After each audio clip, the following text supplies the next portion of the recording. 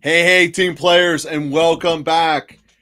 It's only week 6, but I'm pretty sure we can clearly identify who is the worst fantasy football player of the year. Also, who I was most wrong about in the offseason. All of that stuff, plus all your week 6 fallout, your Q&As, trade mastery, and getting everything ready to go win this championship.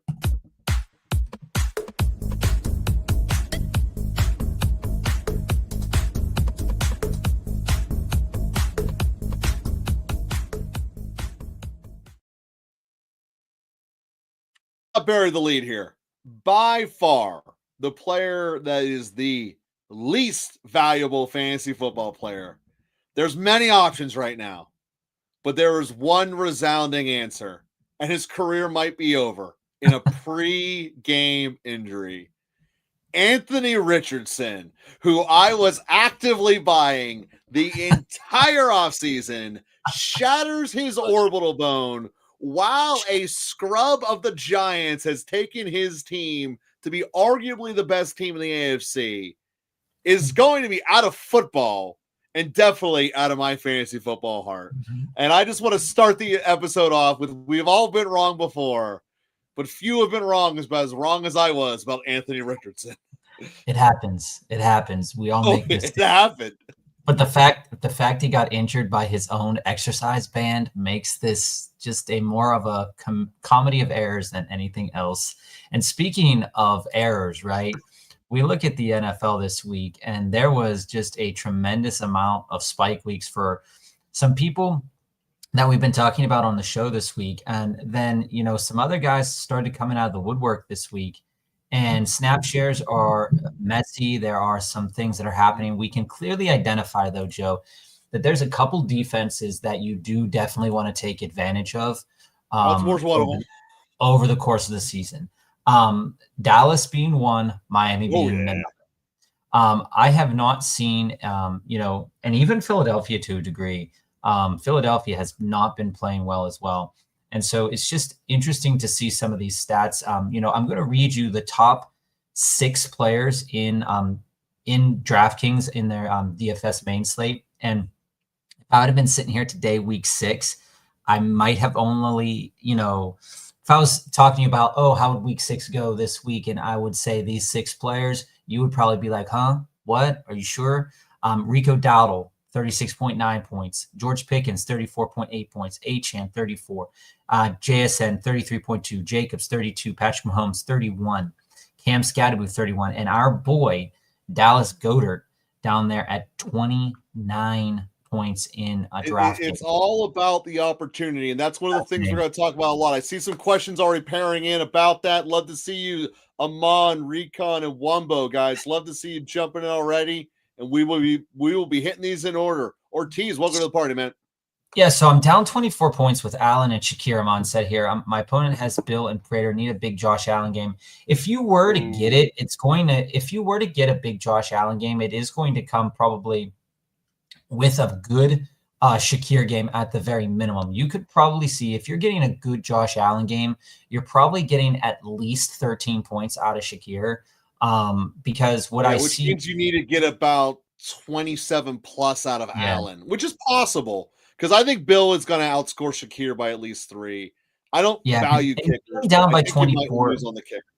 Being down by 24 is rough, but knowing that you have Josh Allen, who always is capable of scoring 40 plus points, I think. Josh Allen on prime time could go 40. I mean, that's a thing.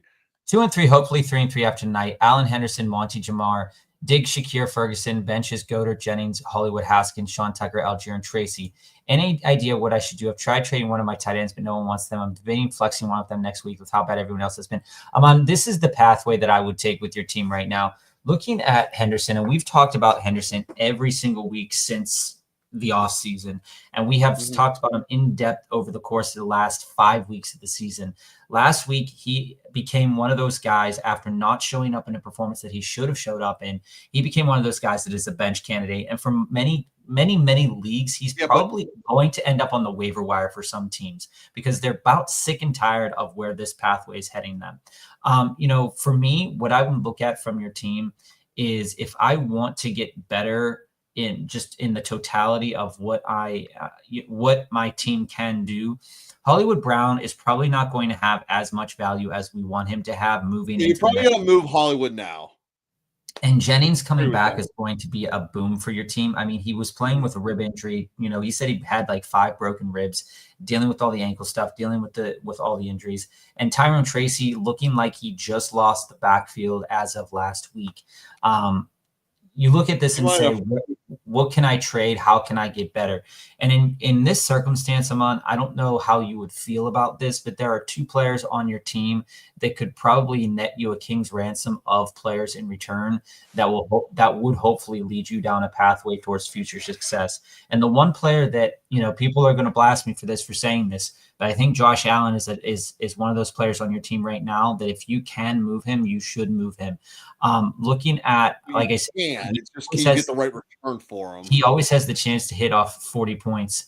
But if you're looking there and you're saying, okay, I have guys like Stafford or I might want to target the Drake May owner or something like that, and I can get back a couple of pieces, I would highly consider doing that, because right now your running backs are not going to take you much of any place. You know, Montgomery was slated to have a good enough game this past week, did not do anything. The Chiefs just ran over them, passed right through the Detroit Lions secondary. We look at the other player on your team that you would be able to trade, and would you want to? I'm not sure, but the piece that you might want to trade is Jamar. Jamar coming out with 2 really great weeks in a row. Now, like Joe said a couple weeks ago, you want to trade into Jamar, but if you could get, if you can solidify your running backs and maybe get back 2 very talented players in the running back market, you can flex into Monty. I mean, to be honest with you, you're probably going to be flexing Ferguson, or you're probably going to be playing Ferguson and Goddard for the rest of the next couple of weeks that are coming by that aren't bye weeks for these players. And Jennings could slot into your starting wide receivers once he's fully healthy. But the rest of your bench is purely guys that are at this point in time an injury away or speculation as to how they're going to play. I mean, Hassan Haskins, we talked about this last week, Joe. Hassan Haskins was slated to be the starter as of like Thursday, Friday, right? And a lot of people blew their load. It switched Saturday, but yeah. A guy like Haskins. We talked about how that backfield could potentially be split up. And we did say that the guy who got the majority of the carries would be very fantasy relevant this week, and that was Vidal, and he was very fantasy relevant this past week. So, you look at it and you say, can it be Haskins next week? Sure, it could be Haskins next week. Probably not, though, with the volume that the way Vidal did with it. But when I look at your team and I see, you're 3-3, 2-3, do you need to make a big jump? I would say that your running backs just aren't enough, and your wide receivers aren't consistent enough to get you where you want to be. So Amon, I'm giving a very different answer than Bob did. I am not getting rid of Allen or Jamar because they're, quite frankly, your only stable floors you got, plus Monty a little bit. But what I'm looking for is you have to move Hollywood because he's at the peak of his value with that touchdown or 2 touchdown performance, first 2 touchdown performance in forever for him. It's the peak of his value, and it's going to decline rapidly when Rishi Rice reappears. So I'm moving Hollywood now, and I'm going to pair him with any one of those bench running backs you have, with the exception of maybe Algier, but any of the other 3 to try to get into someone that is above Henderson level running back. The other thing that I'm doing is, because you're going to be 2-4, dude. I'm just being real with you. You're going to be 2-4, and you can make the playoffs from there and make noise even at an 8-6 setup. So we got to get you set up to go on a tear here. So I need you to go on your waiver wire and get one of these really stud aim position, but particularly running backs that are hurt, that people weren't able to hold on their roster because they're hurt. Bucky's the obvious one to say at, but here's the reason. Because holding... I'm gonna stop you right there. I like where you're headed with that, and I do want to get to a couple of the other questions and comments that are coming around. Long story short, I would not trade your big guys.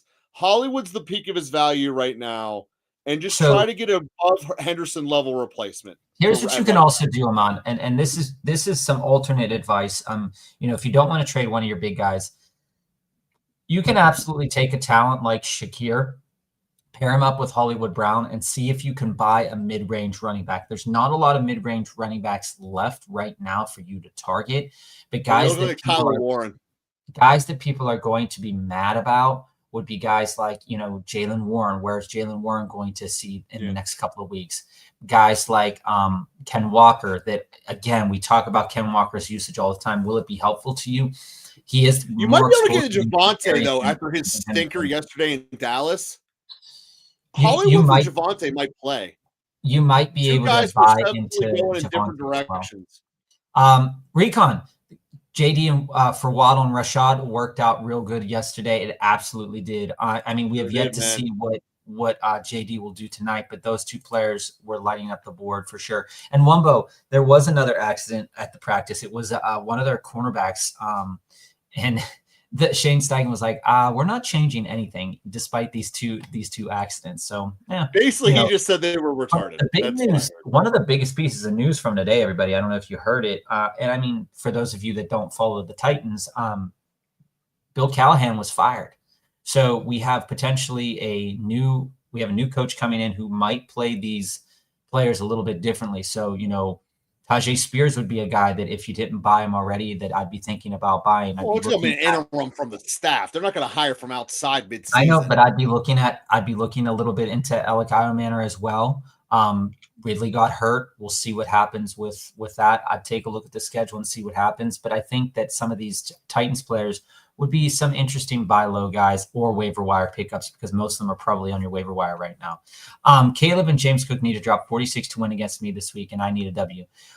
I see, road quarterbacks. Caleb Williams might put up something, but I don't think that's happening, dude. I don't think collectively they're getting to 46.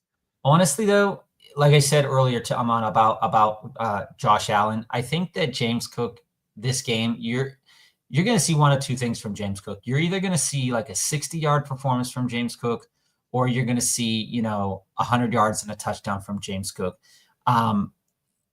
I think Cook gives him 26. I just don't think they're getting 46 altogether. Yeah, I think Caleb Williams withers under the bright lights, because that's what Caleb Williams does. And I'm reading your trade here about being upset that you didn't take JSN and Keenan for Chase. Knowing what I know now, I still wouldn't do that trade. So that's just Chase. Chase has the power of all this, and at the end of the day, what you're doing for that, if you were to accept that trade, is you would be going for volume and really damaging your playoff outcome.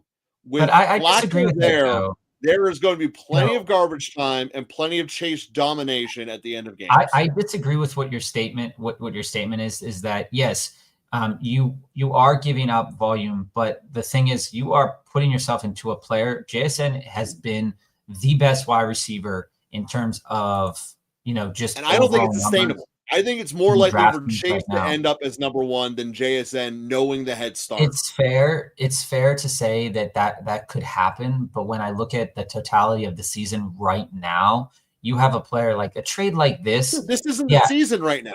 Playoffs are a month and a half, 2.5 months away. But after week one, though, Aman, this is a trade that Chase was.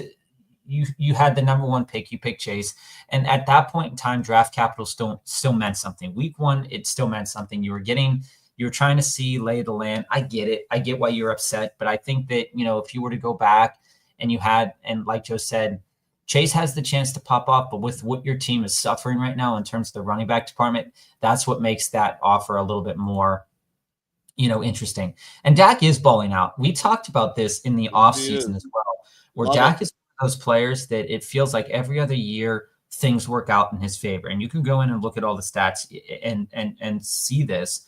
But one of the things that's making Dak, I think, doing really well right now is that there is not a miss of a beat from, CeeDee Lamb went down. And if you wouldn't have had George Pickens, I don't think this team would be working as well as it is. with George Pickens.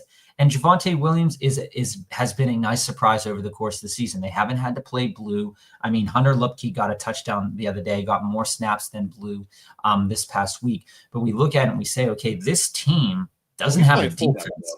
And the reason Dak is balling out is because they have to constantly keep up, or they have to constantly keep scoring in order to be good. If this defense was even just a modicum better, you'd be getting fairly pedestrian numbers from Dak, but still, I don't agree with that at all. I think they'd be good. I think he'd be doing the same thing regardless. I don't think they'd turn to a control offense. I need 8 points from London, Ertz, and Gay. Will I win? I think you do. I think London gets an easy 8 points. Ertz could zero you out, but I think that London gets you an easy 8 points. Quincy, I lost Igbuka. Me too. I feel when I saw that he got a hamstring injury, I was sick to my stomach. Played Sutton, Henderson, Garrett Wilson, Chase Brown. I'm down by 20. He gave Coleman and Pitts. I have JD5 and Bill and the kicker from Chicago. Do I get to win? I think you do.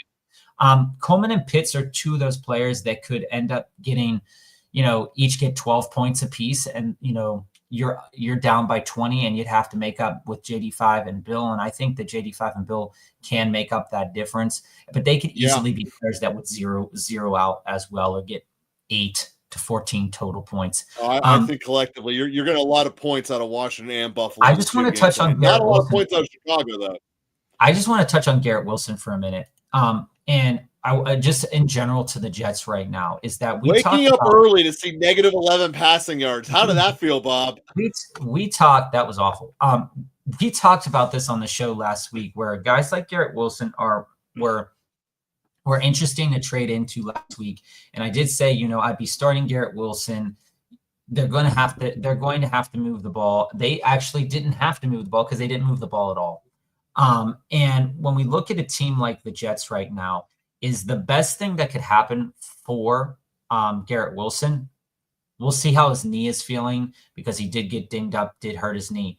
But this is a team where he's getting over 50% to like 45 to 50% of targets. I mean, it's an insane amount of targets that he's getting, but those targets are worth nothing right now. Because they're not able to sustain enough drives to move the ball downfield consistently enough. I mean, Breece Hall had 22 carries and 55 yards. This is a team that is very quickly going nowhere some games, and then some games surprises you in what they can do. We know that busted coverages and stuff, they could get Garrett Wilson points. He fell so far below projections that, like, this whole team fell so far below projections. I mean, you're projecting him, I was projecting him around like 13 to 16 points, and he was down there at 4 points. But he still got 50% of the targets. And what I want to say just about this Jets organization is that they're going to be frustrating to own until a change is made at quarterback. Justin Fields is not going to be the guy right now that is going to help them win games. And the problem is that if they continue to play Justin Fields in the way that they're playing him, and they're not giving him either the time or the ability to do the things that make Justin Fields great, that's going to be problematic. But I also want to say is that against the Broncos did allow the least amount of rushes to rushing quarterbacks over the totality of the whole year. So while that's not a surprise that Justin Fields didn't do well, which was bad for him, is the fact that your net gain of 11, net minus 11 passing yards is not good. And when you look at a guy like Garrett Wilson, if they're only passing the ball 18 times, this is the A.J. Brown debate over again from last year, right, Joe? When you're only passing the ball 16 to 18 times a game and you're getting 50% of those, that's great. But my question is, if they were to throw it 24 times a game, then Garrett Wilson would be to the moon, right? So you kind of have to live and die by what Garrett Wilson's doing here. And yeah, it was an incredible matchup, but it was one that he could have beat, did get hurt. It was a problem. But I think it's going to be hard to trust the Jets going forward, as long as if they are playing a team that is going to be that good up front to what Justin Fields does well, which is his rushing numbers. So I think that Justin Fields moving the ball downfield, it's going to be problematic for everybody there. This is everything I said in the offseason, why you didn't want Wilson. And it's just a problem in reality. It's where we're at. Recon, you have Dak, Saquon, ETN, Waddle, Ladd, Taylor. Yeah, I mean, Ingram ended up having a good game. They threw to him often, which was a little bit surprising considering they forgot about him for most of the season. What are we doing? Dropping humans. Who would you pick up on waivers? Booty, Troy Franklin, Downs, and Pierce. So here's a couple of the things to note from yesterday's games, right? Is that Kayshon Booty, while it was a tremendous stat line, he was one of the top points getters on the week in DK. 2 touchdowns will do that in a week that had no touchdowns scored. One of the things to keep in note is that he did only catch 3 of his 5 targets. Very Shaheed-like day. It was a very Shaheed-like day. When you look at these numbers here, and I just want to read to you the snap count for the wide receivers, right? Booty ended up with 43, Stephon Diggs at 38, Mac Hollins at 35, and Demario Douglas at 16. And Demario Douglas almost had 2 touchdowns too. One was called back. But when you look at the targets for these wide receivers, Booty at 5, Diggs at 3, Hollins at 3, Douglas at 4, Kyle Williams at 2. There is so much, and Hunter Henry on a day where they could have passed the ball. Blowout. That was a touchdown game. I look at this and I say, well, this is a team that is not afraid to throw it. And we talked about this previously. They're not afraid to throw it to anybody who's open. So while I do love Diggs moving forward, I do think Booty's interesting. But the thing about Booty is that you pick him up. Is he trustworthy enough to start? Not really, but he's going to have good games and he's going to have bad games. But the similar kind of discussion can be put to a guy like Pierce. When going over the Colts numbers, I was going over this before we were on, and I want to read this to you guys. Michael Pittman was at 50 snaps, 26 routes run, 3 targets. Pierce, 48, 29, 4, and Downs was 30, 27. So Downs was not on the field as much, but commanded more targets in the script. And Tyler Warren was at 9. Might be the most per snap on the field than anyone in the league. Yeah. So when I look at this and I say, which one of these players is going to be relevant to own moving forward, I do see a pathway here where a guy like Josh Downs. And for anybody joining us right now, if you have a question, we do answer all the questions here at Local Football Flavor. If you don't hear your question answered right away, you can come back and watch the replay, or you can stick with us. We appreciate everybody in the chat. Quincy, so this is how I would order these, because I think that it's really interesting, is that the way that this team functions, the Colts, is that there is a lot of like intermediate passing, and there's a lot of movement down the field by Daniel Jones and Taylor. And while I don't think Downs has tremendous upside on a week-to-week basis in terms of touchdowns, I think that he could be very, very relevant as the season goes on in games that are going to be close. Like, nobody believed that this Arizona game was going to be as close as it was. Jacoby Brissett ended up coming out and balling to a degree. But I do like Downs out of this list.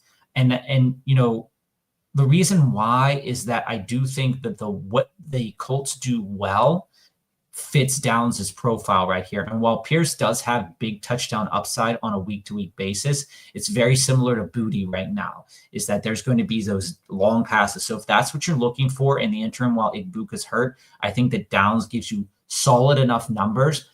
Startable, questionable, but he would give you good enough numbers on a week-to-week basis. You can see him getting 4 catches, 40 to 50 yards on a weekly basis. That's around 9 points. It's a solid enough floor. Whereas Booty and Pierce's floor, I believe, is much lower than that, given what their skill set is. And Troy Franklin, I mean, it's a hard start. All 4 of these players are very similar in the way that, their offenses have kind of compressed around certain features. And it's really strange to think of these guys as being very fantasy relevant at the start of the season. Now, as we get going into the season, I think that Downs is the piece that you do want on your team right Downs now. The only one you want there. As who I'm going after. So Paul, we got to start picking up here. Do I trade Waddle for Chuba, Monty, and Pittman Jr.? Recon, I could see that paying off for you, but I know we got asked last week. I would do that one, Recon. Like, is Chuba dead? Basically, has he lost his job? And I don't think he has at all. We got to remember that Rico, these were the matchups that we bought Chuba for. These 2 matchups right here that were just back-to-back, those are the matchups we bought Chuba for, and Rico proved that they were great matchups. And Rico came out, and there has been nobody else in the league that has had over 400 all-purpose yards in 2 games. in the way that Rico Dowdle has. So you're buying low on Chuba, you're buying low on Monty, you're buying low on Pittman Jr. I think this trade could work out for you if you're willing to give up Jalen Waddle. I would keep Waddle, but I do think that these three guys I would do that trade. Worth it. I think they're worth it. Hopefully I'm 2-4 this week and compete for plays because it's 4-way tie at 1-4, and the two guys ahead are 2-4. The guy trading with me has Baker, Derrick Henry, David Montgomery, Pittman, Juwan, and Njoku. Njoku just got hurt this week too. Scat, QJ, Terry McLaurin, and Chuba. I see that being that trade. Rico, yeah, I see that that that's benefiting you to a really high degree, especially with Monty. And like I said about Pittman, Pittman's going to be worth owning, but this team is running through Tyler Warren and JT, and not through Michael Pittman. Wumbo, you're right. Going back to Amon, Ferguson's going to have declining assets. So trading Goddard or trading him and banking on Goddard's fine. Again, I still think the one you should be moving Amon there is Hollywood. Yeah, and Wumbo, I was thinking about this as I was watching the games this weekend. I was like, oh man, I hope these 3-for-1 deals when a player goes down. This happened to me a couple years ago with Derrick Henry. I was a 3-for-1 deal, traded into Derrick Henry, traded a bunch of good assets, and this was like during a big time Derrick Henry, and he ended up getting hurt that week. Mm-hmm. And I believe Henry Ruggs ended up like marking somebody that week as well, which was another piece in the deal that was rough. What's happening, Jesse? I saw earlier this. And Josh, we'll get to your deep dive. We're not skipping it. Apparently looking to trade for wide receiver.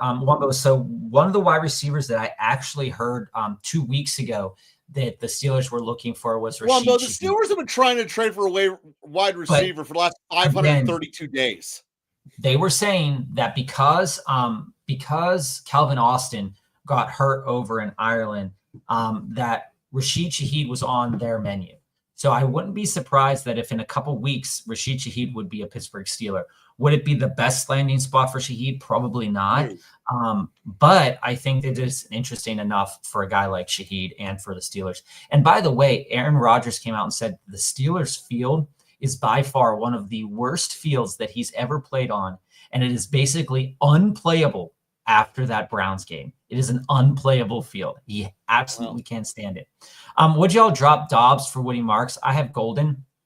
I wouldn't necessarily say that I would drop Dobbs for it. I would see if there's another player on your roster that you could drop for Marks, because as I've said before, it's always good to have the extra running back. Dobbs still dominated the snap share. He still dominated the targets. So am I dropping him? No. Is Christian Watson coming back soon? Sure. Dontavian Wicks just got hurt as well. So while Matthew Golden was on the field for 42 snaps and got 23 routes, I do think that Dobbs is still going to be very, very relevant moving forward. So no, I wouldn't drop Dobbs for Marks, but I would try to get Marks back on my roster. If you didn't watch the Patriots game, the TDs were on air balls. He had like 7 completions and 2 touchdowns or something. And Diggs had 50-yard catch called back on this is why a guy like Booty is not a player that I want to necessarily blow a big amount of fab on this week, especially with a guy like Josh Downs out there on your waiver wire. So, I mean, he's very situational. And, we were talking last week about a guy like Tet, and this could have been a game that Tet could have done well in, and Tet did well in it, but he did well with 2 touchdowns on 3 catches as well. So, I mean, like you look at it and say, these touchdowns really move the needle for some of these players, and Booty was the beneficiary of big plays, and so was Demario Douglas, and guys like Diggs took a back seat this week, and that's going to happen, but Diggs is still going to be very relevant. Is Henderson a drop? Recon, we just answered that. Yes, do that trade, dude. Your team will be Recon. Right now in active trading. So I would do it, but I wouldn't be, very, very sold on Chuba at this moment in time with the way that Rico looks. But again, I would do that in a second. But again, Chuba coming back, we'll get some good looks. Is Henderson a drop or a hold? Jesse, if you have the roster space to continue to hold him, you hold him. If you don't have the roster space and you're dealing with, say, like 5 or 6 injuries and you need to get a player on your roster right now, he would be a drop. But if you have the continued room to hold him, but he's not a start. You look at his snap share. He almost got out snapped. It's a hold. He almost got out-snapped by Jack Westover, the guy that Wumbo was talking about last week. He almost got out-snapped by him. So, you look at it and you say, things are not looking good for our boy over in New England there. Travion Henderson had 19 snaps. Jack Westover had 10.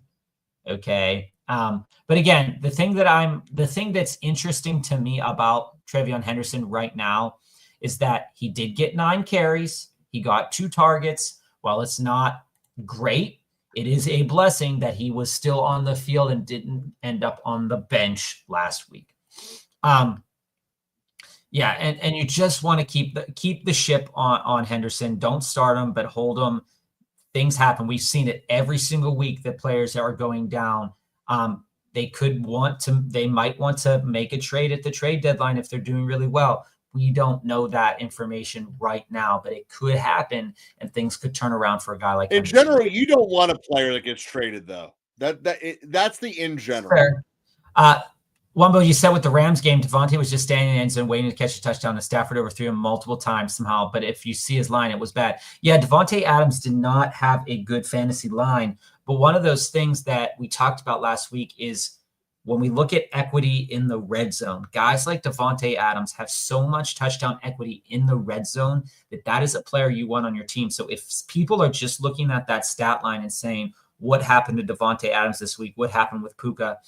I'm buying Devontae Adams, and I'm especially buying Devontae Adams a little bit more now that Puka is injured right now. We are not sure at this moment in time how many weeks of an absence, if it's only going to be 1, 2, maybe 3, what will happen there. But I think that it's going to be an interesting take on where people value Devontae Adams right now. Also, if I'm going after a waiver wire wide receiver, I'm looking at Tutu Atwell and I'm looking at Jordan Whittington.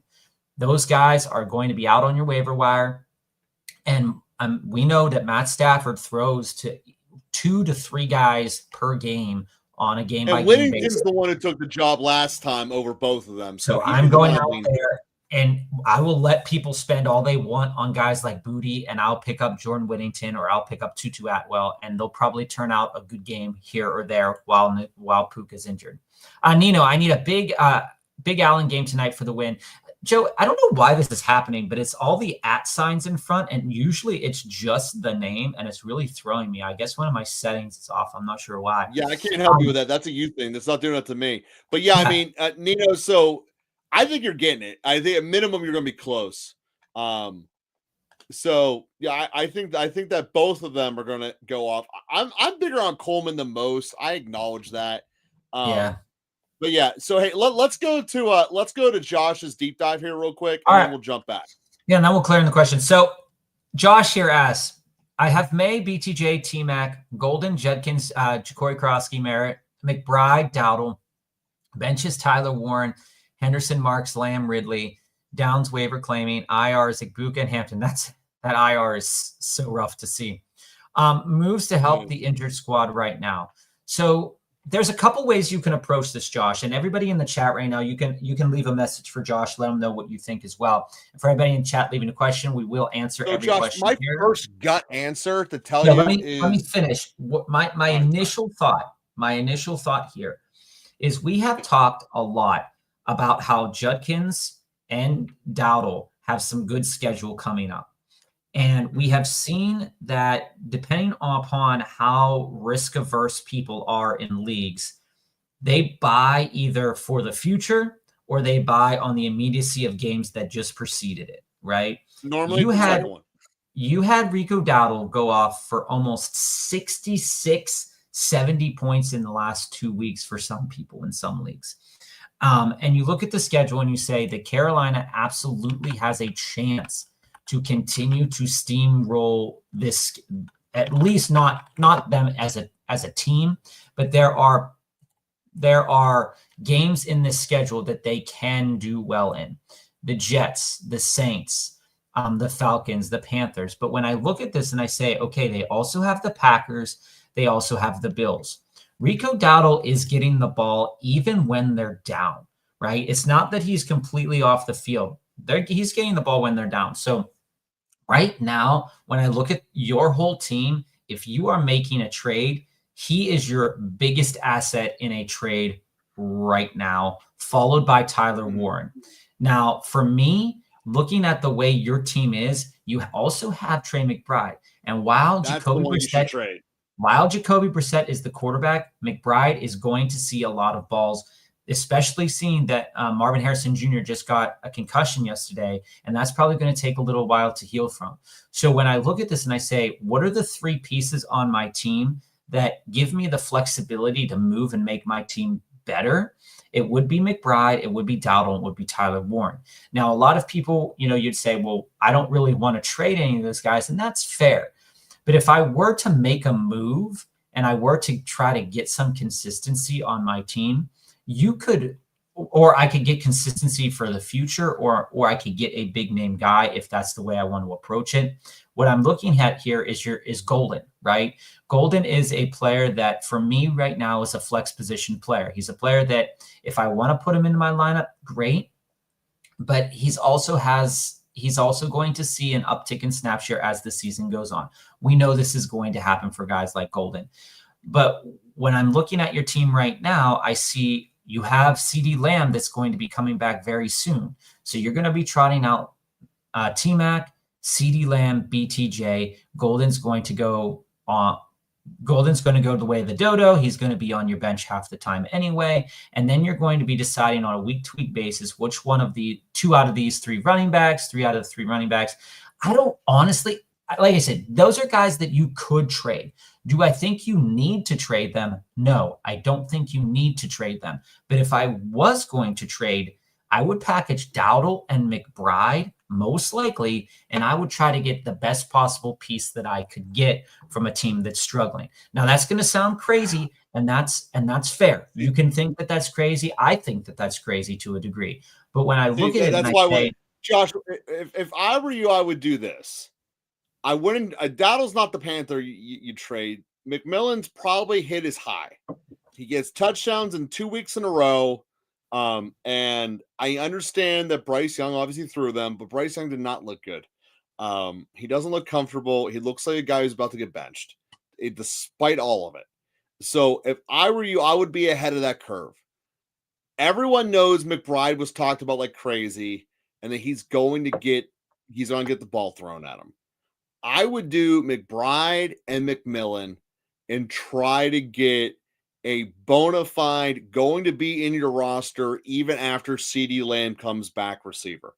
That's what I would go for, a receiver upgrade using McBride as the pendulum to do that. It doesn't affect your starting roster. It will make your team stronger for the playoffs. And then Golden becomes your flex after Dowdle goes back to earth. And here's the other piece. This is kind of the other way to approach this here too, Josh, is that we now have 2 bye weeks that have just happened. We have had teams that have eaten the byes for players like J. Jeff, for Addison, for Drake London, the Chicago Bears guys, etc. I could see myself saying, okay, I'll give you McBride and T-Mac, or I'll give you McBride and one of my other assets here. And I want a player who's already had their bye, so I don't have to worry about that anymore. Guys like Drake London is also a person that I'd be targeting, depending on how you feel about the rest of the season matchups for your team. You could probably get London with Mac and McBride. I think that London would be the guy that I would target. And again, you might want to keep McBride, and you might want to send Tyler Warren instead. But I think Tyler Warren or McBride plus either Dowdle or T-Mac would be the way that I would approach a trade like this if you wanted to trade these pieces. Again, Dowdle I just don't want to trade the running back. You guys know me. I'm a running back core. Dowdle is not going to have 30-plus point games for the foreseeable future. These 2 defenses they face were 2 really, really bad run defense. In the next couple of weeks, he's going to be facing a little bit better of run defense. It still is not going to make him a bad play. He's still going to be a very relevant flex play. But he's a piece. No, what's going to make him bad play is Chuba's healthy, and then he gets benched. But that's what I'm saying, is that a guy like Dowdle, he showed that he could do it. There's going to be other teams on the schedule that he has this year that are going to be nice. But these are the 2 best games that I think you're going to get out of Rico Dowdle. And I think the rest of your league mates know that. But if you can move Dowdle and McBride. No, I agree with the argument of trading someone at the peak of their value. If you're trading Dowdle and McBride, I want a running back. I want it to be but I don't think the primary player you trade, and McBride is going to upgrade them. Yeah, but I don't think you're gonna do that, because I don't think that anybody that owns any of the quantifiable players in that from that second, third round from this past, drafts are going to want to trade any of those guys knowing that the injuries have already propped up, right? You can also, and here's the other way that you could take I mean, this, I'd love Josh. getting a brace for it. This is the other way that you could take this too, is that let's say, and let's say you're more risk averse than some of your league mates. Buying a player like Bucky, if you are getting good news about the injury, I haven't seen any good news. That's why I'm just speculating, right? But if you were to say, oh, the news is looking okay, let me see if I can package up some of these guys. And I'm not saying You could package probably up do a big Valor, buy for Bucky straight up this second because of the but injury. I think it's interesting because you don't need 2 tight ends, and both of your tight ends are worth starting on a weekly basis. They're 2 of the top 4 best options in the league right now. So I don't think you need both of them. So it'd be nice if you can move one of them. And I'm sure there's going to be some teams starving for tight ends, knowing that David Njoku also just got hurt this week. Thoughts on CMC? Worth the risk to get him? I don't I'm think on so. TikTok. I'm on TikTok, and I'm on X a decent amount. But the funny part is that I constantly am seeing the meme where there's these crazy people and they're like in robes and they're just sacrificing players to keep CMC healthy, right? Fred Warner just broke his ankle this week. It's another week to keep CMC healthy. I think the joke is funny, but I do think that the wheels have not yet fallen off CMC, and that's a good thing right now. We're going on to week 7. His bye week isn't until, I believe, week 14. So if you're buying CMC, you're going to get 7. You're going to potentially get 7 more weeks out of him. And I think that right now, with the way that team's working, right? We talked about if you want to buy 7 more CMC, weeks out of him. If you want to buy CMC, fine, right? If you want to buy CMC, great. But CMC is going to cost you a lot. He's going to be that 3 for 1, 4 for 2 kind of play, and a lot of evening out is going to have to happen. If you want to buy him, that's fine, but there's going to be a lot of pieces coming back on this offense in the upcoming weeks. Hopefully by week 8, they're going to have a good chunk of their offense back and presumably healthy again. Is that a good thing for CMC? Yeah, that's a great thing for CMC, but the volume will probably go down a little bit. But I think that right now CMC is arguably the best fantasy producer right now in the league on a consistent basis. When we talk about high floors, high ceilings, he has it. And so if you want to put together a trade for that, we can talk about it. Would I want to do that right now? I think the time to do that was probably like 2 weeks ago, and not at this moment in time. The Patriots don't seem to use them all. You're right, Jesse. Jesse, I'm not picking up CMC under any circumstances. Yeah, Travion Henderson is that he's not being used in the way that we want him to. So again, he's a hold if you can hold him. But again, if you have the ability to drop him and you're dropping him and it's a shallower league and you're dropping him for a guy that's going to be relevant, I think that's fine. And here, this is exactly something that's, you go back to the days of Jonathan Stewart and D'Angelo Williams. When the Carolina Panthers were doing well, they were consistently running the ball. And we see that this is a team that's a lie. That implies the Carolina Panthers historically have been good. That has never been the case. They had Cam Newton for 3 minutes when he wasn't pouting, and that's it. When they have been good under the recent administration, it has been all one back. Wumbo says here, the most I can say going for Henderson is that they called up Terrell Jennings from the practice squad and he didn't get any runs. This is what I'm saying. We talked about practice squad guys potentially getting more looks than Travion Henderson this week, and that didn't happen. That's a good thing. We still need to hold it out. We still need to wait on that. What about Jacoby Myers for the Steelers? He wants out, and they aren't using him even with Bowers out. Just start Jack Beck and Tucker. When I look at this and listen, say again, not the point is this, is that you don't want receivers that get traded midway through the year. You really don't even want running backs to get traded midway through the year. They have declining assets from where they were before. Now, is Jacoby more talented than anyone the Steelers have, aside from Metcalf? Yes, no doubt. Will the Steelers use him right as an upgrade? Hell no. So it looks better on paper, but it's not going to be an actual better result. But I think that And Jacoby sure, it would does- probably be good for them. Apparently, everyone likes being with Tomlin, so it would clear up a lot of things. But what the thing that's the most worrisome though about the Raiders in general is that, you know, we look at how many offensive plays that they ran against a defense that is not great, and they still did not look good. You know, I just don't know if they're going to be as competitive as we want them to be in fantasy circles in the weeks coming ahead. They're going to be a team that is going to be hard to start their talent on. hey, a week. Bob, Garrett Wilson news just got dropped here. Let me see. Garrett Wilson does not have a serious knee injury, but he'll still miss a couple of weeks. Oh God. So a little Well, Garrett Wilson update for you. You know, what are you gonna do? What are you gonna do? To be honest, I think Jacoby and Waddle get traded, honestly, if they keep losing. There's a real conversation that you could That have doesn't matter. that the Dolphins will trade Waddle. Now, if Waddle goes to a team that is showing that they're going to pass the ball a decent amount, I think that that could be an interesting thing. But I think right now Waddle has a good thing going in terms of fantasy numbers, and I don't really want to see him move. I think that he's where he needs to be at to be fantasy relevant.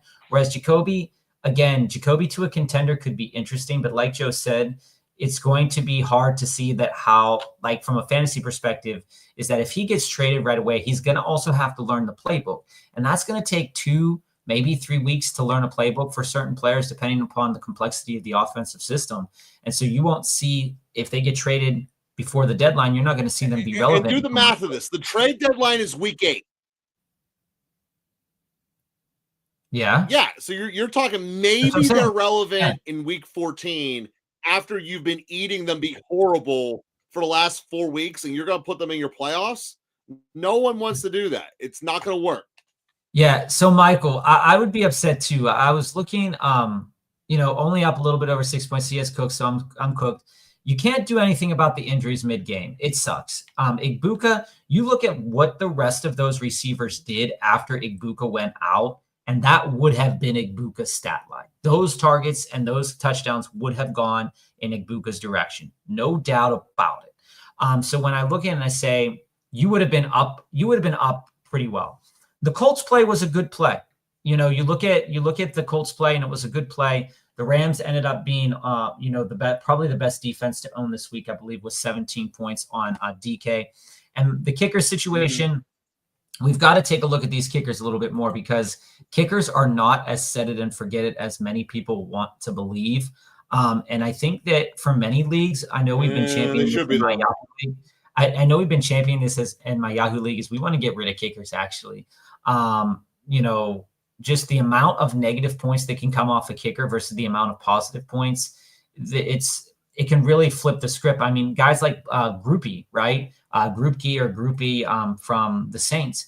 I believe he scored like 14 points this week as well. So, I mean, like, kickers are a total anomaly in some sectors. And I think that's a thing around the leagues that most people are probably looking into about kickers, because it's not as fun to start kickers as it is to another flex position. I'm going to slam the 3-for-1 trade. My new team sounds so good and deep. That's an interesting choice of words, Recon. Interesting choice of words. Yeah, it's a wasted scat night. But again, like I said, Michael, the Igbuka injury, I think, killed a lot of people this week. A lot of people had Igbuka starting, and he was projecting really well. And like I said, when you look at the stats of these other Tampa Bay wide receivers, they could have had it. That could have been another great week for him. This would be the new team. Dak, Saquon, Etienne, Ladd, Pittman, Ingram, Addison, Seahawks. And with Addison there, yeah, like losing out on Waddle when you have Addison doesn't hurt that much. And I like the idea of having Chuba, but it's interesting. Got to move McBride with Warren already on the board. That's the thing, Best Ball. When you have these 2 tight ends, and we talked with Wumbo and was mentioning this last week, where he had 4 starting tight ends, and being able to move some of those tight ends with an extra piece. Now, tight ends are not going to be as valuable for some people as in other leagues, but in a league, in some leagues, when you have the top two out of the top 4 tight ends in the league, you're either starting those 2 tight ends every single week, one in the flex spot, or you've got to move on from them. And again, if you can move on from McBride right now, knowing that his situation is a little bit more uncertain with Are they going to go back to Kyler Murray when he's fully healthy? Is Jacoby Brissett going to give them a better chance to win games? These are all questions that you have to ask yourself. But what we do see is Jacoby Brissett is going to be better for Trey McBride, and that's something that you can sell to another person if you're trying to go out there and get a guy like Justin Jefferson or Josh. Way better than Kyler Murray. Let's just cut to the chase here. He's way better than Kyler. Possibly. Which tight end would you pick up between Fannin and Kincaid? I'd be on Fannin. We have seen that Fannin is going to continue to be relevant on this team. We saw it from week 1. We saw it from, even in the down weeks. They also forced the ball their tight ends a lot in Cleveland. It's a good situation for Fannin. I don't even like rookie tight ends, but it's a good situation for Fannin. So, I was in love with the Njoku situation. I'm sticking with Fannin. This is the fun fact too, Joe, about the whole situation, right? Njoku goes down. They're on the field 82 snaps with Dylan Gabriel, which is insane in this Steelers game. Fannin was there for 66 snaps and got 10 targets. Okay, he ran a route. Yeah, that's 2 games worth of stats right there. On over like 60% of his routes. He had, yeah. So, I mean, like, you look at it and you're like, what? You got to buy him. I mean, if he wasn't on a roster yet, he should have been on a roster as a very, he would have been a play that you would have been moving on and off the waiver wire if injuries were happening. But I think he needs to be on and starting in rosters already. Is Terry McLaurin or QJ going to do anything? QJ right now is hurt. So when he's not hurt, he will be relevant and he will do stuff. You actually saw how relevant Ladd would be in his game this past week when QJ got hurt, how they utilized him. So QJ hurt, good for the Ladd owners. When we look at Terry McLaurin, Terry McLaurin, we said this a couple weeks ago, he might be more hurt than people have led on. The initial news was it was a quad injury. Those are going to be hard for players to manage. Wumbo, yes, it did. That was exactly why my phone went off. Way to be on top of it, guys. Quad injuries are hard for people to manage, and I don't think that, I don't think that Terry McLaurin or QJ is going to have a good week in the next 3 or 4 weeks. I was thinking of swapping one of them out. I think that Terry McLaurin has more name value. QJ has more production this year. It depends on how I would trade Scary Terry. I think I'm staying away from the Bucs wide receivers if none of the starters play. Too many names. I'm grabbing Otten to replace Njoku. He's out, though. Wumbo, that's a smart move to make. Otten, while he hasn't had a great season as we've seen him come up like last year, but I do think that you have an opportunity here with Otten. He played 100% of his team snaps. And while that really didn't amount to a lot in terms of targets, he did get 6 of them. And we saw last year when all of those wide receivers were hurt, who stepped up in the interim? It was the tight ends, Cade Otton, Payne Durham, guys like that. So while I think that Shepard's interesting, I think Tez Johnson and Cameron Johnson are interesting, double Johnson. I do think that Otton would be the play there if Igbuka, Evans, and Godwin are all out. Barner and Likely are interesting. I told you guys a couple weeks ago that Likely, and throughout the offseason, that Isaiah Likely was one of the guys that I think if you had the ability to stash him, he is a very good stash to have. He led the Ravens tight ends in terms of snaps. Now, will that turn into anything with Cooper Rush? Probably not, but it probably will turn into something with the return of Lamar Jackson in the coming weeks. So I do think that this week. So likely cheaper to buy this week because of his Isaiah Likely is interesting.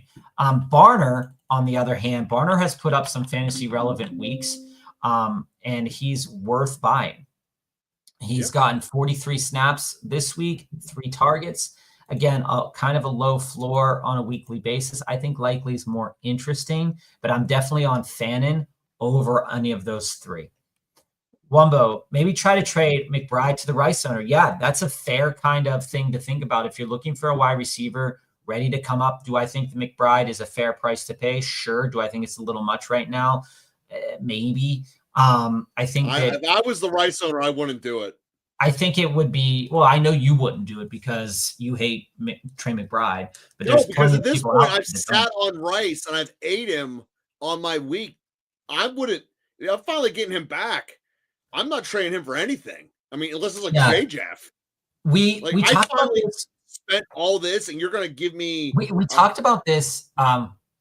We talked about this a lot when we talked about when to trade for Rashee Rice.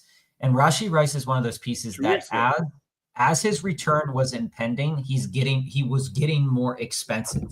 So once you hit week 4, he started to be at what his normal cost if he had played 4 weeks would have been. So now you're getting him at a cost that is a little bit too much. Like Joe said, if you had sat on him for 6 weeks and all you're getting is Trey McBride, I'd rather go out and get Harold Fannin on the waiver wire if he's there and keep Rice.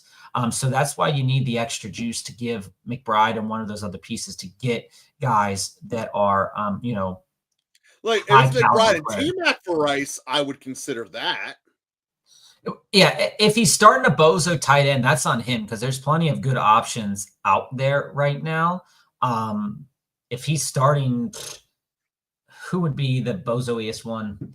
I can't even recall right now. But I think there's at least 8 startable tight ends right now on a week-to-week basis, if not a full complement of 12 for a league. It just depends on what your risk is to a tight end.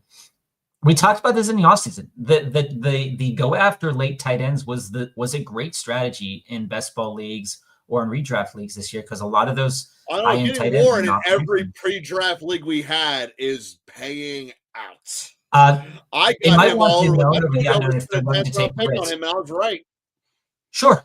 I mean, Wumbo, I own 0 CMC, but I have no clue how none of the people that own him are scared of an injury. I own Scat in all my leagues, and every time he runs the ball, I'm praying he stands up and doesn't backflip.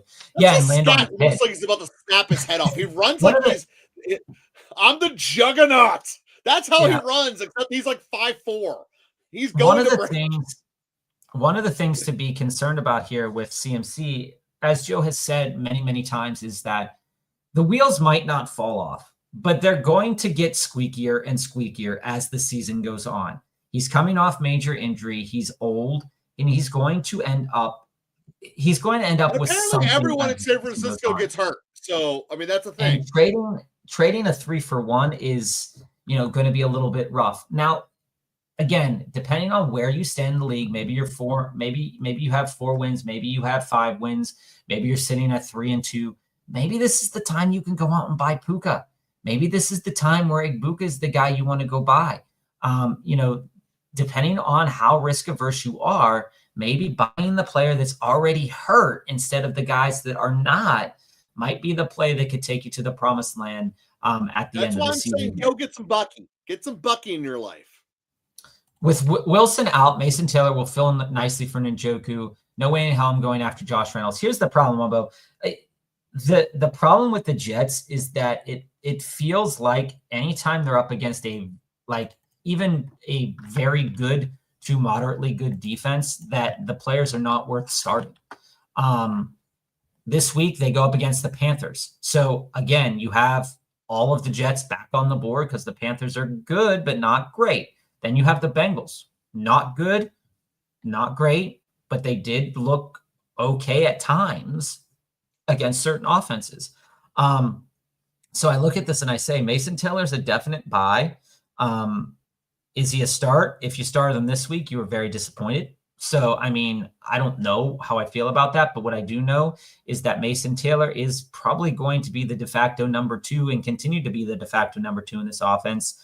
How valuable would that be with Justin Fields only throwing the ball 18 times? Probably not as valuable as it should be. Justin Fields looked like a moose that wandered onto the road. He absolutely does. I mean, he looks bad. Looks really, really bad. For the guys in the comment section, Wumbo and anybody else, would you trade Waddle for Chuba, David Montgomery, and Pittman for Waddle? Yeah, I mean, I think that we answered that one, but I'm not really sure, Joe. When we look at 3-for-1 trades, I'm very, very curious who that guy's going to be dropping. Who are the 2 players that he's going to be dropping off of his team? Because they might be. That's why it's normally better to do only one off. And what I mean by that is do a 3-for-2 instead of a 3, because then he also has to look at the pain of who he's cutting. If you take one of those people he's going to cut anyway in the trade, it just makes it logistically easier to absorb. Yeah, and we know, Wumbo, we might be a little bit of a psycho sometimes with certain players, but we know that owning 4 tight ends and 3 quarterbacks is not smart. But if you can trade all of them like you did, then it's really, really advantageous when you can take advantage of your league mates like that.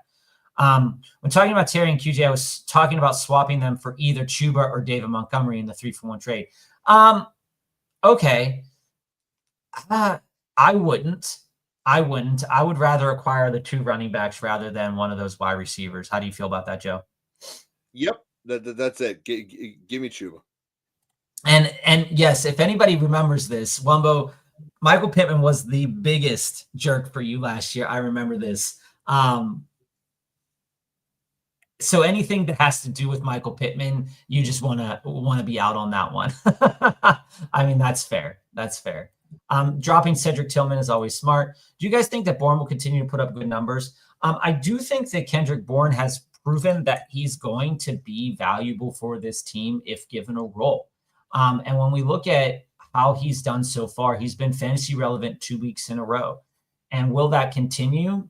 If Jennings is back, I don't see him getting, over 100 yards on a weekly basis, but I definitely see that he could have 3-4 catches for 60 yards somewhere in there. While it's still not going to be, it's not going to win you a league. It's probably not going to lose you a league getting 9 points from your flex like that. But the reality is he's just going to be on your bench and you're never going to do anything with him. That's why doing the trade ups is better. Yeah. And so how do I feel about Chuba? This is how I feel about Chuba. When we look at Chuba, there are 2 frameworks and 2 opinions that you can have. Number one, you can assume like this guy that Dowdle is taking his job completely, which by seeing him light up these 2 defenses is not necessarily a reasonably wrong opinion to have. But when I see what the Panthers can do from an offensive perspective with 2 starting running backs, they want to win games. And they're not concerned about us from a fantasy perspective. So if Chuba comes back and Chuba takes, let's say, 10 touches, then all of a sudden you see Dowdle's numbers in terms of volume go down. And this was the biggest thing that people were saying about Chuba going. I firmly believe it, because this is how most of the NFL works. You come back from injury, you get your job back. And that's going to be the same thing. And Chuba won't lose it. Well, so Joe, this is what I was saying is that when you look at what the Carolina Panthers, what the biggest thing was against Chuba going into the offseason was that if you were buying Chuba, you were buying him because of his volume. He was a very volume dependent running back. And that was like, oh, well, if he doesn't get the volume, he's not going to be good. No shit, Sherlock. He's not going to be good if he doesn't get the volume. He's not that type of player. But you see that Rico Dowdle, we said a couple weeks ago that Rico Dowdle played well for the Dallas Cowboys. There's no reason to say that he wouldn't play well for this team iteration of the Carolina Panthers. He got 30 carries this past week. 30. Okay. Now, they don't trust Bryce Young. Now, if you are thinking about this and you are in a negative game script, he ran 21 routes as well. If you are in a negative game script and you are still giving the ball 30 times to Rico Dowdle, you just kind of want to end the game. And it was smart against the Dallas Cowboys because they won it. Yeah, I mean, it worked. Got the W. When I look at their upcoming schedule, right, is that they're going to be benefited by having Chuba back if Chuba's healthy, and they're going to be using Rico Dowdle in the ways that they want to use Rico Dowdle. But Rico Dowdle or Chuba is not going to get 30 carries. You might see, and we looked into this over the last, when they were both playing, and it was like 14 carries, 8 carries, 15 carries, 6 carries, something like that. And you can definitely see a split like that, like a 60-40, 70-30 split kind of happening. But both of those running backs are still going to be fantasy relevant. But the problem that I have for trading into Chuba right now is that you are potentially trading in to a timeshare that you might have the lesser end of the timeshare when it comes down to it, because if Chuba's value is in the red zone touches and he's not getting enough red zone touches, then you're going to get probably like. But that was the thing we always said about Dowdle. Dowdle sucked in the red zone. So if Chuba gets just the red zone touch, he's not going to lose us. My point is that Chuba's not going to lose his gig, especially in the red zone. I'm not worried at all about getting Chuba back in my life.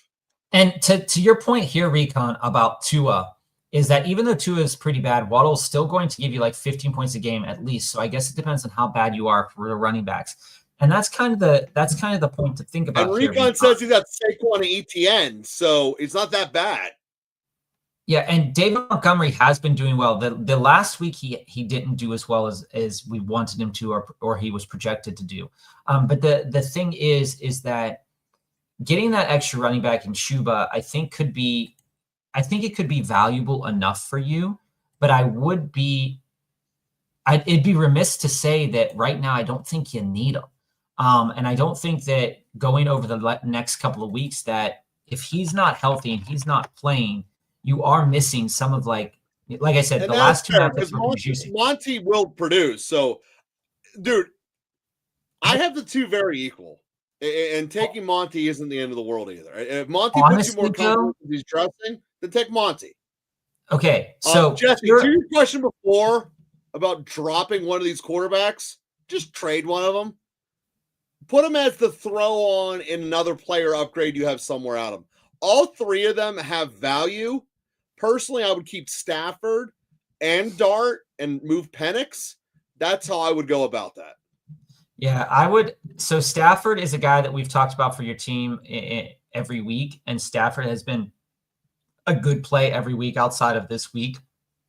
Dart performed well, and I will say this is like if you're looking at the New York Giants schedule, and you're saying, oh, I want to pick up Dart. Here are the next couple of weeks for the New York Giants: the Broncos, then back to the Eagles, which is wild. Having the back-to-backs like that.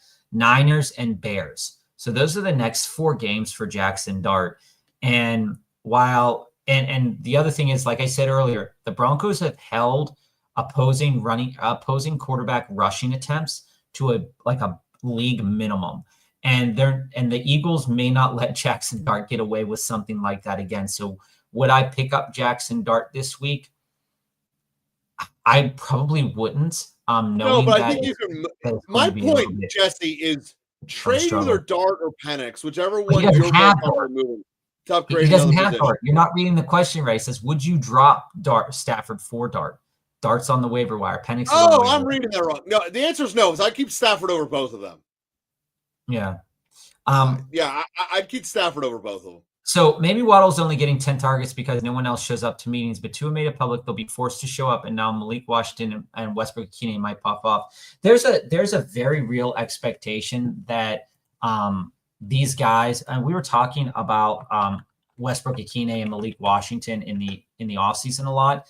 But if McDaniel doesn't turn it around here, there's going to be a chance that he loses his job. And he already did lose his job. He already did.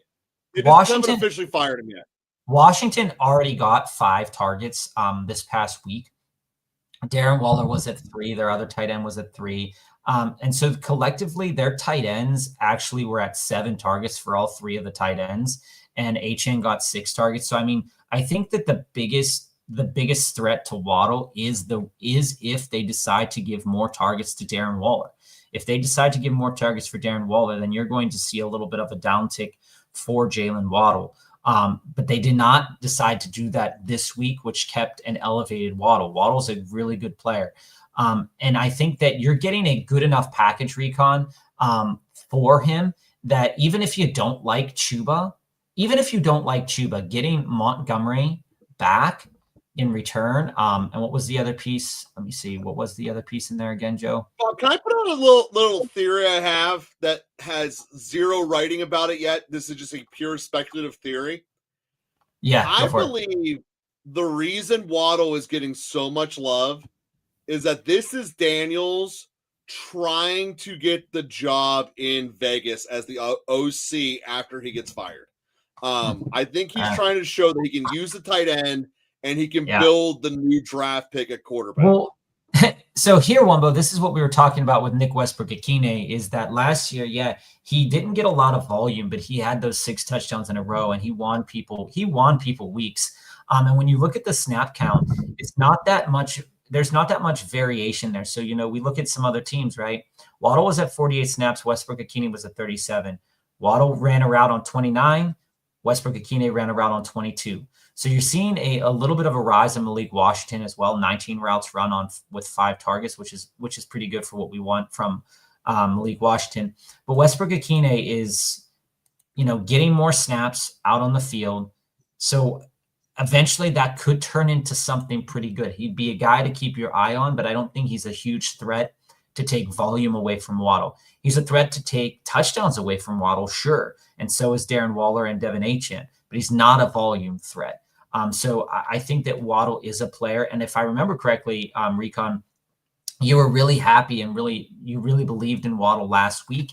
And that's why you went out and you were thinking about keeping him and stuff. So I think that I would question wanting to move him for that specific package. I do think that you could, but I think you could probably get a better package for a Waddle right now. Personally, what do you think of Ladd, Pittman, Addison, Ridley, and Jacoby as my wide receiver room after that? Honestly, Ladd has been doing all right, since Pittman's a decent floor. Pittman's a good floor. He gets that. I like Addison. I'm okay with that. I mean, Ridley's hurt. But I do think right now, when we look at the Miami Dolphins, let's just pull up the Miami Dolphins schedule to help you out here, Recon. Looking at the next couple of weeks. It gets worse because it gets colder.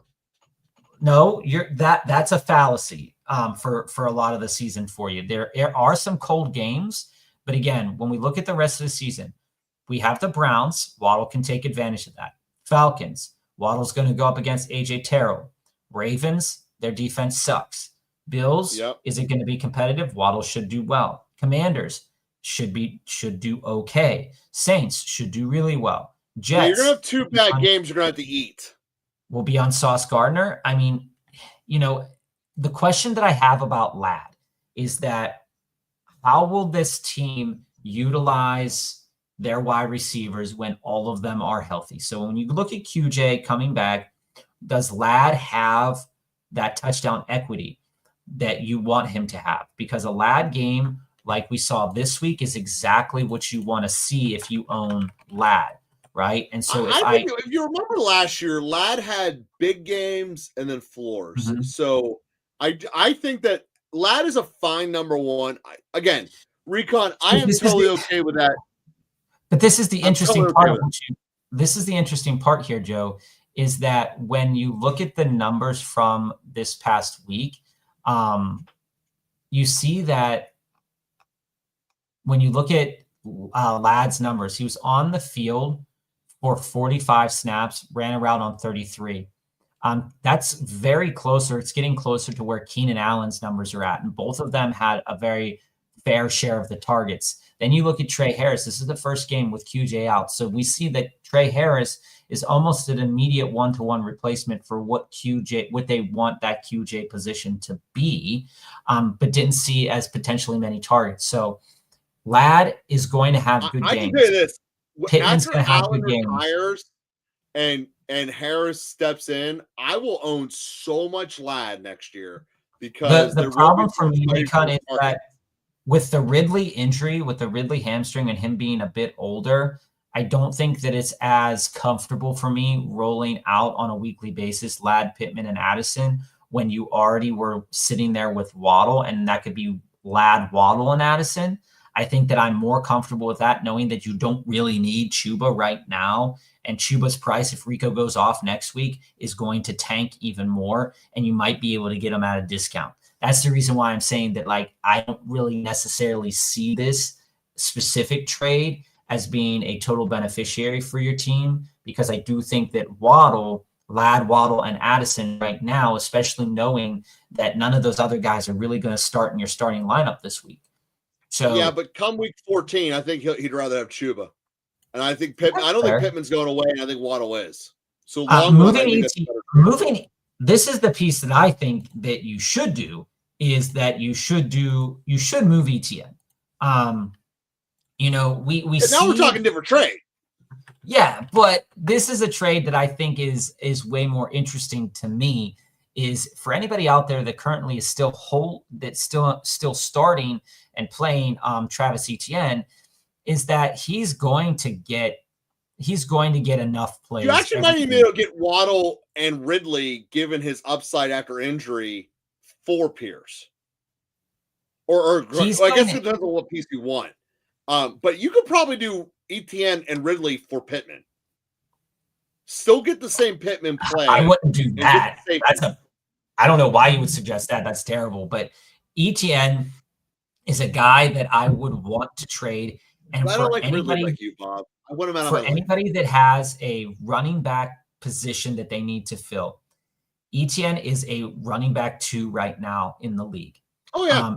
You could trade Etienne plus one of those wide receivers that you had. Let's say you wanted to move Jacoby, or let's say you wanted to move Etienne and Waddle. If you were to move Etienne and Waddle, you can get a much higher return right now, knowing that Waddle is cementing himself as a wide receiver 1 for his team and for some fantasy teams. Etienne is a RB2 for some teams, sometimes an RB1, depending upon how injuries shook out. You can absolutely move Etienne and Waddle for something that you're going to enjoy way more than waiting around for Chuba to do what Chuba needs to do. So that's why I say that I necessarily wouldn't. I see it as being, if that's the only trade you can get done and you're comfortable with it, sure, do it. But if you have the capacity to move Etienne plus Waddle, I would do it, because when you look at the Jaguars' schedule going forward, before we get to the other questions that are coming along here, when we look at the schedule, we're going to rapid fire these, Bob. Right? We have Rams, Raiders he can take advantage of. Then the Texans, then the Chargers, Cards, Titans. So Etienne probably will not have a glow-up week. So the 2 games where he'll probably have glow-up weeks is against the Raiders and then the Titans. Okay? Then he has the Titans in the last game of the season, which is probably past some people's championship weeks. And his last game that's probably your championship week is the Colts. And in your semifinals, it's the Broncos. And the Broncos, you can run on the Broncos. We'll see how much they can run, as the season goes on, what they decide to do. But I do think that Etienne and Waddle would be the 2 pieces that I could upgrade massively to get to the next level here. Lukey, welcome. I'm up 20 in my fantasy. My opponent still has Merritt and Moore, and I have the option to start Odunze or Debo. What should I do? So this is a tough one. I think that, again, if you would have asked us this last Thursday, I was still concerned about the Debo injury. Debo's probably going to play. I do think that when you think about Rome Odunze, you might be worried about Lattimore. And I'm just not concerned necessarily. I'm not worried about Lattimore at all. As much I just don't think Chicago scored nearly as many points, and that's why I'd go Debo overall. A lot of here's the other piece of that I want to share, right? Is that I don't trust Chicago's run game this week. So if Chicago wants to win this game, they're going to win it through the air. And opposing road quarterbacks on Monday night, particularly Caleb Williams on Monday night, might not be as safe of a play for some people, but you don't have to worry about that with Rome. You don't have to really worry about that with Rome. Both are projecting high, right? Debo's projecting around like 16 to 18 points because of Chicago just not being able to stop anybody defensively. And Rome, that's why I go Debo. And Rome is projecting around like 14 points. So Debo with the injury, he could re-injure himself during the game. He could explode. I think I'm on Odunze on that, Luke, but it's very, very, very close. And Joe's on Debo. Oh, no doubt. I'll just do that trade for the perspective of it allowing me to make more trade moves. Pittman was the other piece. Yeah. So if you can do that, sure. Jacoby, Addison, Pittman, Ridley are people I'd be trying to trade away, in my opinion. I'll be pushing Addison hard now that he just took his bye. Maybe someone wants Ridley with the coaching change. Wumbo, that's still fair. That's a fair way of thinking about it. I don't want to get rid of Addison. These are all players. Addison is not a guy I'm trying to get away from. And knowing you, Recon, you do work a lot of trades. So knowing that your league is willing to do trades and knowing that these four pieces do have value right now, you could speculatively upgrade continuously, doing trade up challenges with some of these players, because these pieces aren't going to move the needle for some people, but for other people that are struggling, who maybe just lost Puka Nacua, who maybe just lost Igbuka, these are going to be plays for some people right now. And being a Pittman hater is fine, Wumbo. It's fine. Rick, I still believe in DJ Moore. I mean, fair. It's okay to still believe in a guy like DJ Moore. Does. He has the talent to be successful. The only problem is that he's not getting a good amount of touches on a weekly basis to be fantasy relevant as a wide receiver 3. Okay. Just reading his game stats and this is coming from a guy who was championing DJ Moore early in the offseason. 3 receptions, 5 receptions, 4 receptions, 4 receptions, 68 yards, 46 yards, 21 yards, 38 yards. He's not breaking away. He's not doing enough with the touches that he's being given to be super fantasy relevant. He will have a pop-off game. Maybe it's this week. But I think that when you look at it, you're like, okay, who's a player that I can trade for right now that could potentially pop off? I probably wouldn't even want to trade for DJ Moore right now unless he was included in a trade for somebody that I was really interested in. Wumbo said last year Ladd had crappy games for the first 6 to 7 to 8 games this season. Then they started to throw to him and we're like, whoa, he's actually good. After QJ just missed this game, Ladd looked amazing after the catch. Here's the thing. Ladd's one of those players right now that Joe was talking about a couple weeks ago to moving into. And I think that that's fair. And you do have to worry about the loom of Keenan Allen on a weekly basis, because Keenan Allen does take some snaps away from Ladd, but positionally Ladd is a more talented player at this point in his career, and he's going to see the ball. If they want to win, knowing that their running back is Kamani Vidal, and Kamani Vidal showed up against a very poor run defense, you look at it and say, all right, Ladd's going to make a play. He's going to be a difference maker. Finally, maybe they got that through to their head and be like, oh, well, maybe we should throw this guy a little bit more. And they made that decision again. And Allen didn't get much, so maybe they realized that, again, that Ladd starts to get fed again and makes QJ a JMO-style guy or something like that. But even in a JMO type of role, QJ's going to be valuable because they're going to have to continue to pass the ball. Nino, need the wide receivers very bad. Still, would it be dumb dropping Tyler Algier for Luther Burden in case he pops off? Expecting more work after the bye, plus a chance of more getting moved soon. Would it be stupid? Yes. Joe will say yes. And here's kind of the way to approach this is usually it is a poor decision to drop the running back for a wide receiver. Especially one that will never see the field. But Luther Burden absolutely could get some more looks in this offense. But I don't think that right now, I don't think he's going to have a great game. You got to wait till there's an injury in the Chicago wide receiver room before you can consider. Well, the idea is that they might move on from DJ Moore. That's a possibility. Yeah, but you can't go off of the speculation of maybe. Supposedly everyone's trained a receiver in the NFL. What I would ask you though, Nino, is that would you feel confident moving off Tyler Algier, putting Luther Burden on your bench, and would you want to start Luther Burden? So if Luther pops off, what's his trade value going to be? / would you want to start him the week after he popped off? Because assumedly you're not starting the week he does pop off. He's one of those guys that is going to need a good amount of volume to be relevant.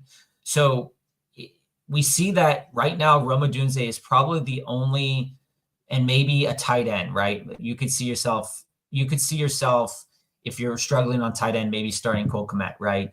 Because he's getting some volume. But again, when you look at the wide receiver situation in Chicago, the only one you really want to own right now and start is Rome Odunze. The other ones you could own, but you're definitely not starting them. And again, Luther Burden could pop off, but if he pops off and you have to blow 20 fab on him, okay, sure, that's fine. But Tyler Algier, is he the guy you really, really want to drop? You don't want to cut out again. Tyler Algier is only really going to be valuable if Bijan gets hurt. So if you're playing that Bijan's going to get hurt in a couple of weeks game, Algier is going to be valuable. But they're both kind of very speculative holds. Joe prefers Tyler Algier. I think it's fine to take Luther Burden if that's kind of the direction that you need. But I don't think he's going to absolutely be a start for you, even though you need wide receiver help. Yeah, selling Waddle opens a lot up for a lot of different roster spots.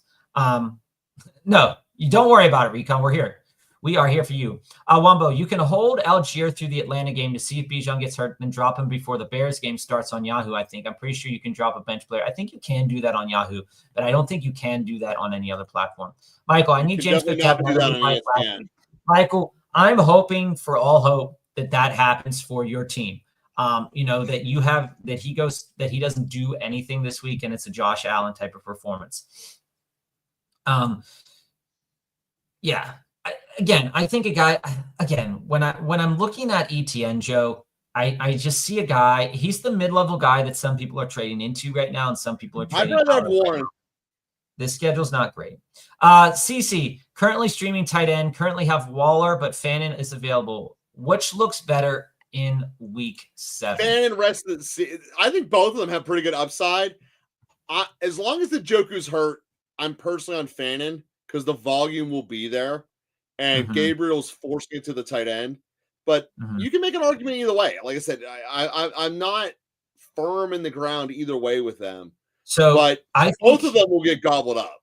I think when you look at how the Miami Dolphins play, and that's the next opponent for the Browns here, I see coming up in week 7. Oronde Gadsden had 8 targets, 7 catches for 68 yards. They're not good against the tight end. They're not good against the running back. I would roll out Judkins and Fannin this week. If I have Judkins and Fannin this week, I'm playing both. And I'm playing both with extreme excitement. And that's something that I didn't think that I'd say about a Cleveland Browns game this year. Jesse, my running back situation is terrible. Only have Hall in this other league. What running backs would you trade for using DK or Devo and Waller? Again, this is one of the things, we talked about just with Recon's trade proposals that he was thinking about, is the fact that a guy like ETN is a player that you can move yourself into, but he does have a rough playoff schedule if you make the playoffs. But right now, you're just looking to win games. And we're not looking at necessarily the playoff schedule right now. I'm always looking at the playoffs. The Jaguars have the Raiders 2 weeks from now. So they have the Rams, the Raiders, the Texans, and the Chargers coming up in the next 4 weeks. I absolutely think that you could probably take advantage of that with one of those wide receivers. Then you come out and you look at the Titans schedule. Titans schedule is coming up with Patriots, Colts, Chargers. So I'm probably staying away from guys like Tony Pollard or Tajay Spears if I'm struggling and I need to win a week. Let's go to this next week's games here, Joe. All right. So then looking at this upcoming week's games, I think that Jaylen Warren, if healthy, is a good player to buy. I also think that it would be interesting to see. And now I haven't heard any news about Aaron Jones being super healthy or not, but I think that Aaron Jones could be an interesting come up in the next couple of weeks. Again, you're dealing with a record and some injuries, so you can't necessarily afford to buy him right now. Sitting here and looking, maybe you want to look into a low end Kareem Hunt. If you can just trade or see. No, they have the Raiders this week, Joe. The Raiders are not a very good rush defense. So if I need a win right now, this upcoming Hunt's week, not on the menu. Listen, he gets someone for Devo and Waller. He gets someone much better. I'm not trading Devo. I'm not trading Devo, DK, or Waller straight up for that. I'm just saying that if I'm looking for startable running backs in week 7, I'm going through the startable running backs that I'm looking for that I could potentially buy. Again, for some of these guys, you can start with a decent conversation with the Josh Jacob guy for Devo and Waller, and then not have to play in these crappy waters. One of the things, depending on how tonight's game looks at, Jesse, I'd also be looking at Ja'Cory Krosky-Merritt and Javonte Williams. Okay, Javonte Williams had a down week. They play the Commanders next week, okay? And then they play the Broncos the week after that. And like I said, Breece Hall ran 22 times against this Broncos defense. The Broncos can be broken in terms of the rush game, all right? So when I look at a guy like Ja'Cory Krosky-Merritt as well, they play the Cowboys next week, okay? And then they play the Chiefs the week after that, and the Chiefs are a better run defense than what they faced in there. But I think that those are two guys, and then they play Seattle the week after that, and the Cowboys play the Cardinals the week after that as well. So those are two guys, Jesse, that I'm probably targeting with guys like DK, Debo, and Waller. So DK or Debo plus Waller, and I'd see how much it's going to cost me to move into Javonte, how much it's going to cost me to move into Ja'Cory Krosky-Merritt. And you'll say, Bob, I thought you said that you didn't like Javonte Williams. Yeah, I don't like Javonte Williams, but I love Javonte Williams. I think he's a great buy right now. And even with Jadon Blue coming back, they gave him 5 carries, and he's gonna be a guy that's going to be elusive. But I do think that those are kind of the players that you can target over the short term that will probably project really well, and they'll probably have decent enough games, if that makes sense. And I'd keep my eye on the Bears situation. It's not a bad idea to take a floater on a guy like Kyle Monangai. Over the next, in week 7, 8, and 9, the Bears play the Saints. Why are you going down these giant deep rabbit holes for someone that you never would start? No. I'm saying that I would keep my eye on how the Bears situation is playing out, because there's a lot of chatter that's coming out and saying DeAndre Swift is not going to be the guy moving forward. They want to get another guy in there. Players that, we talked about in the league, that there's a couple of teams going out there and thinking about looking at running backs. I just become very curious. We got to fly through this. You only got me for about 5 more minutes, so we got to haul here. Well, I'm going to be out in about 5 more minutes as well. So let's wrap. No one's talking about 8-string running backs, and no one's ever going to play. Just saying, it's interesting. If I'm looking for a speculative waiver wire play, I'm probably picking up Monangai. The next 3 weeks after this week's game are going to be great matchups. So if I'm looking for a running back, DeAndre Swift, my point with speculative waiver wires, you don't need to do it, because someone's going to get hurt, and you're going to know. My wide receivers are Diggs, Jacoby, and Alec Ayamir, so he could very well make my lineups depending on matchups, especially it being a big play bonus. Yeah, being a big play bonus. Going back up here for Luther Burden, it could be a play for you. It could be a play, knowing that you're. But there has to be someone much more reliable than Burden out there. And a lot of people do need Mike Evans to come back, Rick. Yeah, I'm one of them. Would you drop Henderson and Chase Brown for Wan'Dale and DJ Moore both on the waivers?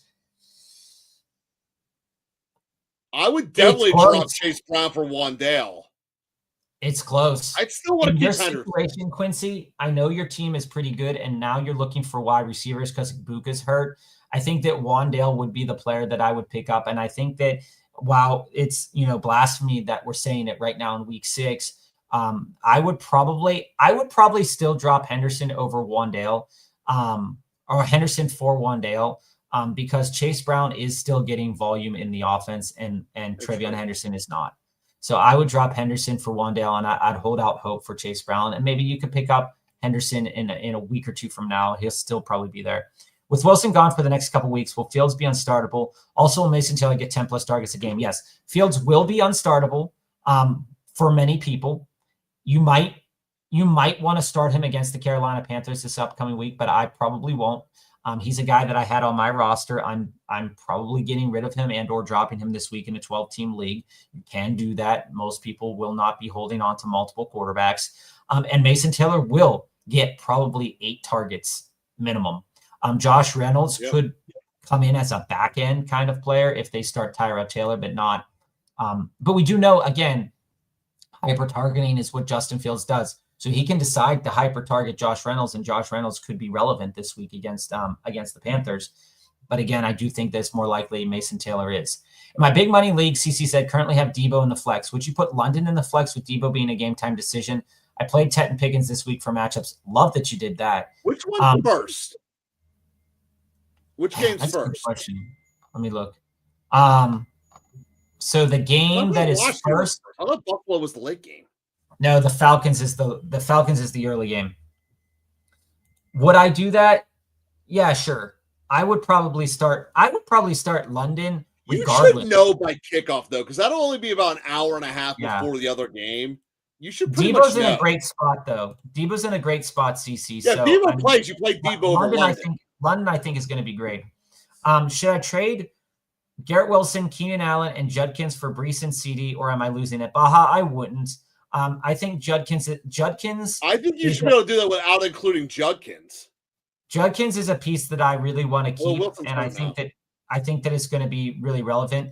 If I needed a wide receiver, which is looking like try doing that trade without the running backs. If you could, see if you can do the trade without the running backs first, Baha, and let us know on Thursday if you get something done. Because what I'm looking at here is I like CD long term. I like Judkins long term. Brees, okay, I like him, but still. And Keenan and Wilson are Wilson's currently dealing with the injury. So you've been sitting Pickens and London. He played Pickens and Pickens, dude. All right. Quincy, playing against DJ Moore and Swift in my other league, down by 5 points. I have Bill in the kicker. Do I get upset? I think Bill takes you to the promised land. I think that Bill is a good play this week against a defense that can't stop the run. I always play London over Debo, of course, but they're playing the bum Bears. Yeah, and Debo is a great play this week. If he wasn't hurt, he'd be projecting for like 20+ points. Because it's in a smash spot right now. You know me, it doesn't take much for me to start the Bears hating bus. Start this week, Fields or Darnold, and Fields or Caleb, Jones or Darnold. So I think it's hard not to play Sam Darnold. Sam Darnold is playing better. And again, you might be lulled into that Panthers matchup and say, oh, well, this is a great spot. Against the Texans secondary, this could be a bad spot for Sam Darnold. But I think it's hard not to play Daniel Jones. If the Texans, I'm going with the first one. When you look at Fields or Darnold for the first part of this question. One's easy. You're not playing Fields. We can take Fields off this list. For me. When I look at the second part of that question and I say, well, which one of these games is probably going to pop off? And the Colts Chargers is going to be highly competitive. So I'm playing Daniel Jones out of that grouping of players just because it's highly competitive. CC, I really feel like the Packers D is grossly overrated. You might be right. We sat here week 1 and said that, maybe they're the best defense in the NFC. And then, chinks in the armor started to reveal itself. They converted on not that good. 4th downs, which made them look great. Had they played a non-crazy coach, which, by the way, I love Dan Campbell. I mean, crazy in the best way possible. They would not have started off with that perception of a great world-stopping D. Would you drop them and pick up a streamer like Casey or Carolina this week? I think that Carolina is a fair after the very poor performance that the Jets gave. Is it likely that they give another poor performance? Possibly. Probably. Justin Fields don't go off from London. But I do think that the coming back from London, they're going to be slow. They were already slow. I think Panthers is a great defensive streamer. We saw Cleveland looked really bad coming back from London without a bye. I think they're a great defense this week. 8, so it's not too much depth. Okay, 8-team league. Josh Allen on bye, so desperate. Who's the best streamer? Oh, CC. Rattlers, Rodgers, or Darnold? It's Darnold. I mean, again, yeah, it's definitely Darnold. It's not close. Darnold has the possibility to not get like 20+ points. But again, he's in a game that's probably going to be super competitive. And when you look at the rattling gun, Rattler versus the Bears, though, is very interesting to me. That's true. I have to look into that. Darnold's I'd have to think more about that on Thursday, CC. Jason, let's say Ertz gets 10 points tonight. Do I start him this week 7 or Mason Taylor, Juwan Ingram, Theo Johnson, Mayer? Kate is an option, but I don't want him since I have Evans and White to start too. After the usage that Ingram got this week, people will want to load up Evan Ingram again. And I think it's fair to load up Evan Ingram against a Giants defense. He's the most talented player of that group. That we saw Dallas Goedert just obliterate. So I think that Evan Ingram would be the answer for me out of that question, with potentially Mayer being a secondary option. You're welcome, CC. Thoughts on Bam Knight? This is a question that I never thought. And at one point in time, didn't he have his name in the system as Zonovan Knight? Is it Zonovan? His real name? So when I look at Bam Knight here, I think that the Cardinals running backs are interesting, but outside of the debate that we had 2 weeks ago, I don't think that they're going to be super relevant. If I needed to pick up a running back this week, sure, I think he's a reasonable option, but I wouldn't start him against the Packers. Mike McCoy expected to be named Titans interim head coach. Interesting. Interesting. CC, I like Rattler a lot, but my only concern is the Taysom Hill show. You could absolutely see another potential smash. Yeah, him running that touchdown, it was like just something. Just Mardi Gras never ends in New Orleans, guys. The Taysom Hill's proof. Jason, appreciate. Thank you. I'll have more questions on Thursday. If anything, don't want to keep you guys waiting. We will definitely answer your questions on Thursday here. Jesse, I have Allen in London down by about 50 points. Opponent has Prater. Do I have the chance? I think not really, have Jesse. a chance. I'm sorry. With a kicker, interesting. Good luck, CC. Good luck. Etienne, Daniel Jones, and Waddle for Amon-Ra St. Brown. How do you feel about that? Give me a maw. I like that. I like that. I mean, Amon-Ra didn't have a great yardage game, but he had 9 total. I think 9 or 10 total touches in that game. Yeah. Yeah, you don't have a running back that goes back into that spot, though. That's a problem. That's a different problem. But give me a maw, and we'll build our team around the Giants. And KJ, is it time for me to pick up a Mungunge for Bob here? Is it time to package up Henderson and Harvey for something better at running back? Yeah, I think it is. But you're going to have to put in a decent piece with them. I think the hammer has dropped for both of these guys. The usage rates are low for both of these guys, and I think that right now, I have more hope in Henderson than Harvey, though. If you wanted to sell one or both of them, I don't think anybody would be upset at you for that. The one thing to note is that he did run 11 routes to J.K. Dobbins' 13. So, I mean, that is a relevant stat. He is a very good pass catcher. So I think that maybe you can move on from Hendo if you can get a good deal for that. Oh God. Surely he can improve the Titans potentially, and we'll leave it there, guys. Listen, the only reason he's there is because he has head coaching experience, and that's how they do those internal hires. All right, guys. We appreciate y'all joining today. Good luck tonight. We'll be back Thursday at 3:45 for all your start, sits, trades, and everything. We appreciate everybody joining us here in the live and on the replay. See you Thursday, 3:45 Eastern Standard Time. Love you guys.